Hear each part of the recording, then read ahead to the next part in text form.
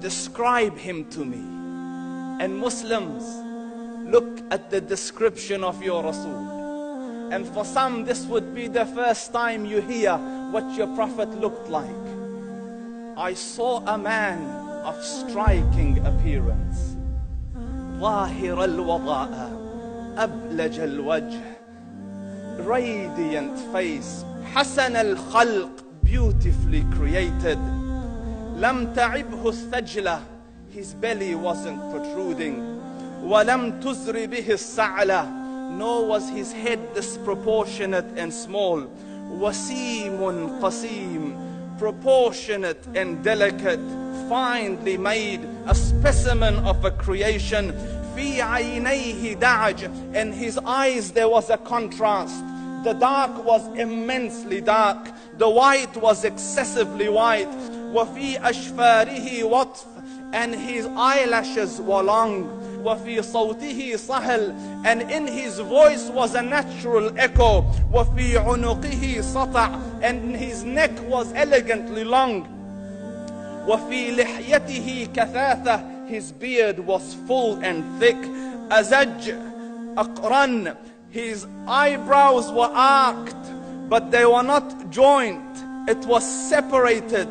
In summit فعليه الوقار, when he was silent, dignity covered him. وإن تكلم سماه وعلاه البهاء, and when he spoke it was audible and clear, almost commanding and overtaking. أجمل الناس وأبهاهم من بعيد, from afar the most striking and outstanding in appearance. وأحسنهم وأجملهم من قريب, and when he came near, the best of them and the most handsome of them in closeness. حلو المنطق, such an exalted and sweet level of logic. Like when he used to speak, it was so coherently logical, it was smooth and easy to understand. فصل لا نزر ولا هذر, he was to the point, not excessive nor too short. كأن منطقه خرزات نظم يتحدرن, his logic, his utterances, his words were like jewels coming out of a necklace, calculated, polished, one after the other, it would flow magically. ربعة, he was medium in height. Your eye didn't have to strain to look up at him, nor was it tedious to look down at him. He was a comfortable sight to look at. له رفقاء يحفون به, he had friends, the people that were with him, they were working around him to try to serve and protect him. إن قال سمعوا لقوله, when he used to say something, they used to hearken to what he used to say. وإن أمر تبادروا إلى أمره, when he commanded, they used to compete to fulfill the command. This is Muhammad Rasulullah. This is Muhammad Rasulullah. Anas ibn Malik says, he says, I came out one night, it was the full moon night.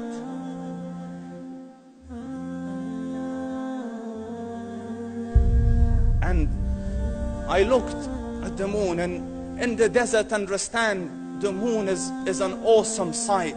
It is smooth, it is radiant, it is clear, it is gentle compared to the scorching sun at which they are used to. So the moon was the epitome of beauty. So he says, I came out at a full moon night and I looked at the moon and I saw it beautiful, handsome. So I said, let me go see if the moon is more handsome or my Prophet is more handsome. Let me see if that is more beautiful or the Prophet is more beautiful. So I went and I saw him standing afar. So I looked at his face and I looked at the moon and I looked at his face and I looked at the moon and I looked at his face and I looked at the moon, and he said, Wallahi, he was more handsome than the moon in its entirety. That is just the look of your Rasul.